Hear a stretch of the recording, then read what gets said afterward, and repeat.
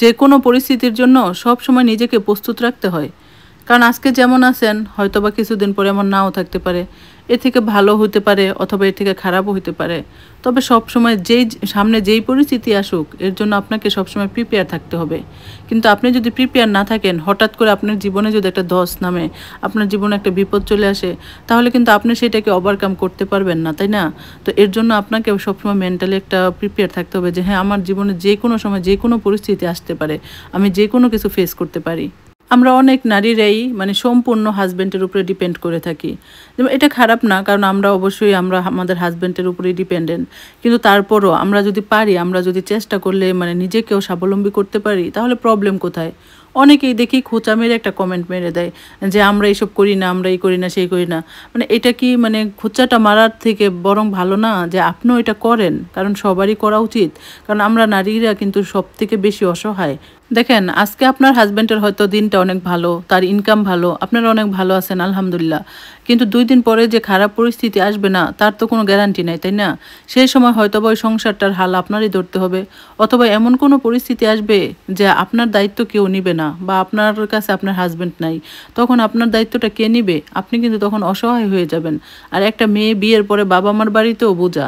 বাবা-মার বাড়িতে আপনি সুস্থ সবলভাবে যায় ২-৪ দিন থাকবেন, ঠিক আছে, আলহামদুলিল্লাহ, সবাই খুশি খুশিভাবে পালবে।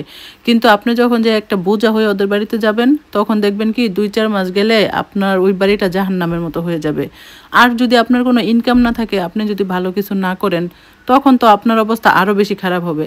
তাই আপনি যদি একটু স্বাবলম্বী হন, যে আপনার কোনো আর্নিংয়ের ব্যবস্থা আছে, আপনি মাসে মাসে কিছু ইনকাম করেন, আপনি যেখানেই থাকেন তাদেরকে হেল্প করতে পারতেছেন, বা আপনার নিজের চলার টাকাটা আপনি তাদেরকে দিতে পারতেছেন, তখন দেখবেন তারা আপনার সাদরে রাখবে, আপনাকে সম্মান করবে, ভালোবাসবে।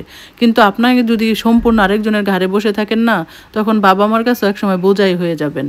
তাই বলবো কি, অন্য মেয়েরা কাজ করতেছে বা যেইভাবে হোক টাকা ইনকাম করতেছে হালাল পথে, তারা তো কারো কারো ক্ষতি করতেছে না, বা এমন খারাপ কোনো কিছু করতেছে না যে তাদেরকে খোঁচা মেরা কথা না বললা, পারলে আপনিও কিছু ইনকামের ব্যবস্থা করেন, নিজেকে স্বাবলম্বী করার চেষ্টা করেন।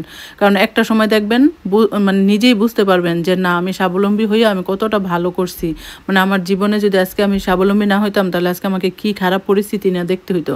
তো এই জন্য বলবো, অন্য মেয়েদেরকে মানে ডিমোটিভেট না করে আপনারা নিজেরাও স্বাবলম্বী হন। প্রতিটা মেয়ের, ইভেন মানে প্রতিটা মানুষেরই স্বাবলম্বী হওয়া উচিত।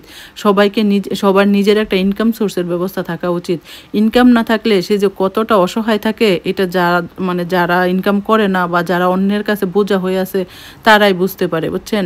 জীবনটাকে জাহান্নাম বানাইতে না চাইলে চেষ্টা করেন ভালো কিছু করার, নিজেকে স্বাবলম্বী করার। দেখবেন এখন যেমন আছেন এর থেকে অনেক বেশি ভালো থাকবেন। তো যাই হোক, আপনাদের সাথে কথা বলতে বলতে আমি আমার পছন্দের ঢেঁড়সবাজি করে ফেললাম। কেমন হয়েছে সবাই জানাবেন। ভালো থাকবেন সবাই।